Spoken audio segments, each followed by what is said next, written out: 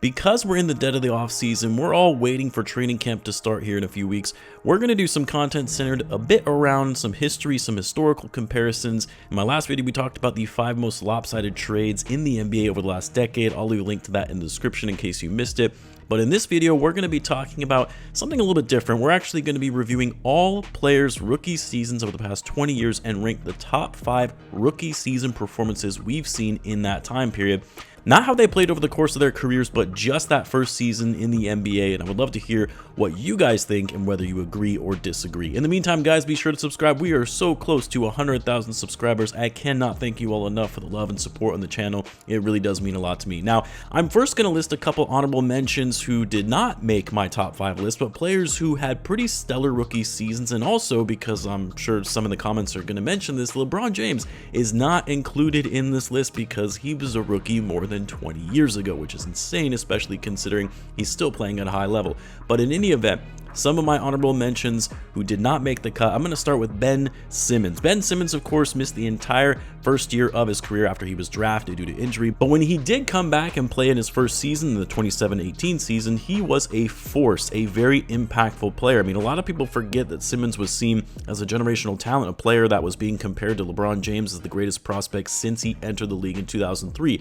And in his rookie year, he actually did live up to that hype for a young 21-year-old player who, yes, couldn't shoot threes, but not as much focus was being placed on shooting threes at that point in time in the NBA. But a player that could get downhill, use his size and athleticism to finish at the basket, elite defense, elite playmaking ability, very strong all-around game. He would finish his season averaging 15.8 points per game, 8.1 rebounds, and 8.2 assists, and 1.7 steals. He had one of the highest box plus minuses in the league, not just for rookies, but in the league, top 25 in win shares, and making his rookie campaign all the more impressive with the fact that with his addition to the team, and obviously Joel Embiid now being fully healthy, the Sixers would go from winning 28 games to 52 and would make the playoffs for the first time in 5 years. Ben Simmons would, of course, win Rookie of the Year that season.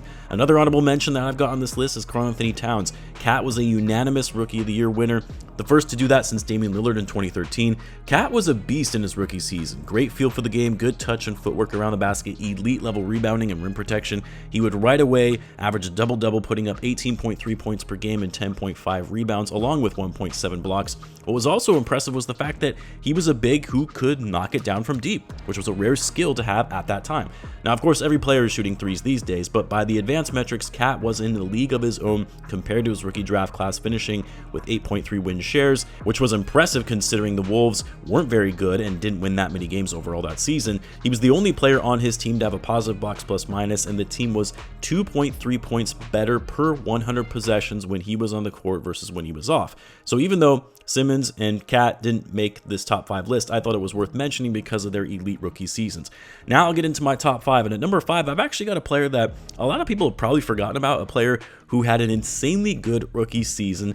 People thought he was a future star in the making, but then quickly fell off in his 3rd year and beyond that, and was out of the league before he even turned 30, and that's Tyreke Evans. Tyreke Evans, who was drafted by the Sacramento Kings 4th overall, had appeared to look the part of a future franchise player with his combined skill to score and generate offense with his passing. He would finish his rookie season averaging 20 points per game, 5.3 rebounds, and 5.8 assists, the first player to put up 25 and 5 in a rookie year since LeBron James, and only the 4th player at that time in league history to do so as a rookie, along with Michael Jordan and Oscar Robinson. Like, anytime you're being named in the same company as LeBron, Jordan, and the Big O, you're doing something right. Unfortunately, though, for Tyreke, that would be his best season, his highest performing season, and he would fall off after that. But his rookie campaign was impressive, and it's why he deserves to be number 5 on this list. At number 4, I've got Chris Paul, who the New Orleans Hornets took 4th overall in the 2005 draft. Obviously, we know Paul would go on to have a stellar career. He's going to be a future Hall of Famer, but he really made that clear from the get-go in his rookie season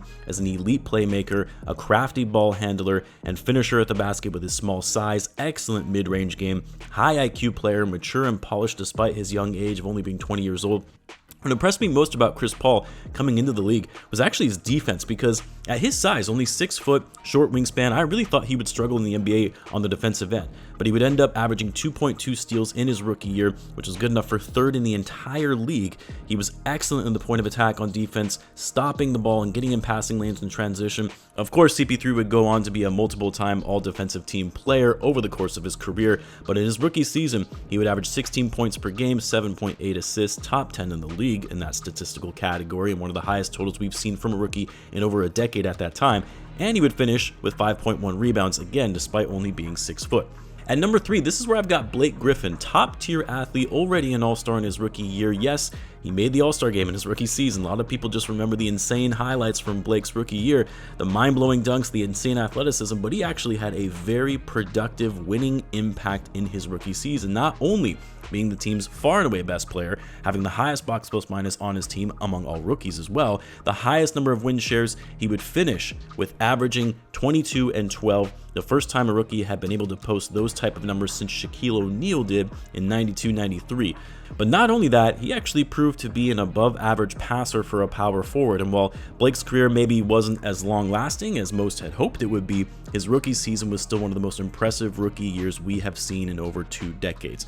But at number 2, I mean, you have to go with Luka Doncic. We all knew Luka was going to be good entering the league, well, except for maybe the Suns, Kings, and Hawks, but anybody who watched him play over in Europe and dominate a league of grown men at the age of 18 and win the EuroLeague MVP knew that he was going to be something special. In his rookie season, he was proof of that, as he was a superstar in the making, a once-in-a-generation level talent when you see a 19-year-old already play at an all-star level. And yes, I still maintain that Luka should have been selected as an all-star in his rookie year. His elite scoring combined with his court vision and passing made him one of the most gifted offensive players we have seen enter the NBA. But because of his size, his strength, his touch in the paint, ability to get to the foul line, score at all 3 levels, made him nearly impossible to guard. The Mavs' entire offense was centered around Luka in that 18-19 season, the player that would lead all rookies in nearly every statistical category, including by advanced metrics like box plus minus and win shares.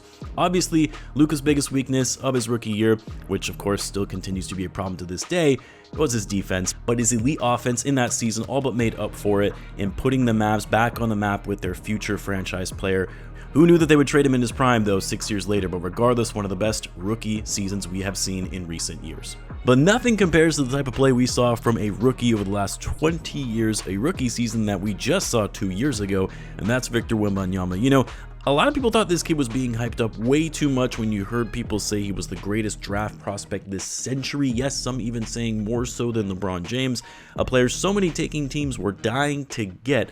But there were some skeptics about just how good this kid could be with his slender frame and propensity of injuries in a physical NBA. And while you could say, maybe there are some injury concerns after what we saw last season in his sophomore year, but his rookie campaign was anything short of spectacular, because not only would Wemby wow with his elite level defense, rim protection, and presence of mind on that side of the ball, but also he was so fluid, so agile to finish in the paint on offense, while also, despite his size, having the ability to handle the ball, move around the floor, and shoot it like a guard. Wemby showed that he possessed all of the skills necessary to be one of the most complete and all-around players we have seen from a rookie. Unanimous Rookie of the Year winner, first team all-defense, something that we have never seen a rookie do in NBA history, and he would also finish second in Defensive Player of the Year voting, which he really should have won it. I still don't know how Rudy Gobert won that award over Wemby. The man led the league in blocks, 3.6 per game, put up over 21 points per game, the most we've seen from a rookie since Luka, but also 10.6 rebounds and 3.9 assists, doing all of this on high efficiency and taking threes at a high volume as well. The Spurs were a bad team his rookie year, a lottery team, but Wemby somehow managed to finish with a 5.2 box plus minus, top 30 in the NBA by the way, and the Spurs were an insane 7 points per 100 possessions better when Wemby was on the court versus when he was off. To have that kind of on-off rating when your team overall isn't winning many games is absolutely mind-boggling. Of course, Wemby would go on to improve and be even better the following year until he got injured and missed the end of the season.